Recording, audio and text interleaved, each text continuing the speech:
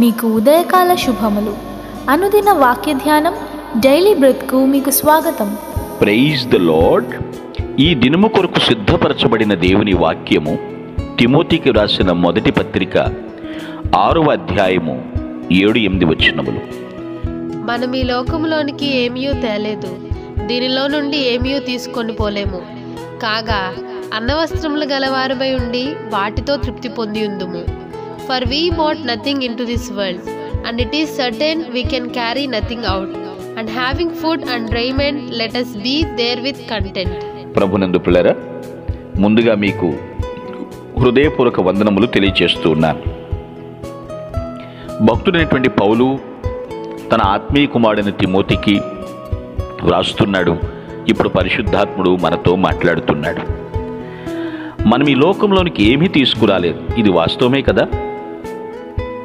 నగ్నంగా జన్మించాం, ఏమీ తీసుకురాలేదు. అంతేకాదు, ఏమీ తీసుకుని పోలేము. ఈ మాటను కొంచెం గ్రహించాలి. ఏమీ తీసుకుని రాలేదు ఓకే, ఏమీ తీసుకుని పోలేము అన్న మాటను కూడా గ్రహించాలి. వెంటనే మాట్లాడుతున్నాడు, అన్నవస్త్రములు గలవారమై ఉండి వాటితో తృప్తి పొంది ఉందము. అక్షరార్థంగా భోజనము బట్టలు ఉంటే సరిపోతుందా అని మీరు అడగొచ్చు. దాని పైవచనాల్లో మనకి దాని జవాబు దొరుకుతుంది. భక్తి చేస్తే అదే మనకు నిజమైన తృప్తినిస్తుంది. భక్తి లేకపోతే తృప్తి లేదు. బడాయి గురించి చెప్పలేదండి, ఇక్కడ భక్తి గురించి చెప్తున్నారు. సంతుష్టి సహితమైన దైవభక్తి, అదే గొప్ప లాభం. మన లాభం పరలోకం. భక్తి చేస్తేనే ముక్తి ఉంటుంది. ఈ లోకంలో సంతృప్తిని మనం అనుభవిస్తూ ఉంటాం. భక్తి లేదు అంటే అక్కడ ఏముందో తెలుసా అండి? కుయుక్తి ఉంది అని కొందరు అంటున్నారు. కుయుక్తితో ఎంతవరకు సాధించగలుగుతారు, ఎంతవరకు నిలబెట్టుకుంటారు అంటే ప్రశ్నార్థకమే. కాబట్టి భక్తి చేసి సాధిద్దాం. అన్నవస్త్రములు గలవారమై ఉండి తృప్తి పొంది ఉందము. భోజనము బట్టలు. ఎస్, ముందు భోజనం గురించి పెట్టారు, తర్వాత వస్త్రం గురించి అన్నారు. అన్నము మన ఆకలి తీర్చేది. ఇక్కడ ఆత్మీయ అర్థం వాక్యం ఉండాలి.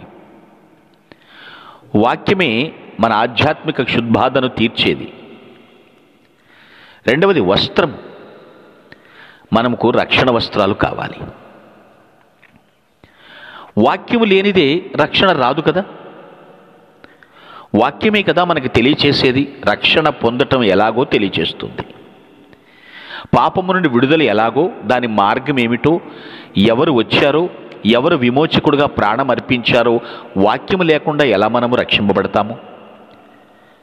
సో ఈ వాక్యమును గైకుంటూ రక్షింపబడి రక్షణను కొనసాగించుకుంటూ అలా జీవిస్తేనే తృప్తి పొంది ఉందము. ఈ మాటలు గ్రహిస్తున్నారా? స్క్రిప్చర్ ఉండాలి, సాల్వేషన్ ఉండాలి. స్క్రిప్చర్ లేఖనం లేకపోతే సాల్వేషన్ తెలియదు. సాల్వేషన్ ఎలా కాపాడుకోవాలో కూడా మనకు తెలియదు. ప్రియులారా, భక్తి చేద్దాం. దేనికో వెంపర్లాడొద్దు. అది నీది అవ్వచ్చు, నీది కాకపోవచ్చు. నీకు ఎలా తెలుసు? తృప్తి కలిగినటువంటి జీవితం కావాలండి. మనం చాలాసార్లు పలుకుతూ ఉంటాం, మానవుడికి తృప్తి లేదండి, ఆశకు హద్దు లేదండి అని చెబుతూ ఉంటాం. మరికొందరు ఇంకొంచెం ఇలా మాట్లాడతారు, ఏమిచ్చి తృప్తిపరచగలము, కడుపు నిండా భోజనం పెడితే చాలు అని అంటారండి. కాబట్టి భోజనమే. పిల్లల, దేవుడు కోరుతున్నది ఏంటో తెలుసా? భక్తి. భూమి మీద ఉన్న భక్తులు శ్రేష్ఠులు, వారే ఆయనకు ఇష్టలు అని వాక్యం హెచ్చరిస్తుంది. ఎంత భక్తి చేస్తే అంత తృప్తి పొందుతావు. సంతృప్తిగా జీవించటం అలవర్చుకుంటావు. భక్తి ముసుగులో ఉన్నట్లు జీవించొద్దు ప్లీజ్. భక్తి చేస్తున్నాను అని ప్రజలకు కనపడటానికి తాపత్రయపడొద్దు. వద్దు. నీ భక్తిని దేవుడు చూడాలి.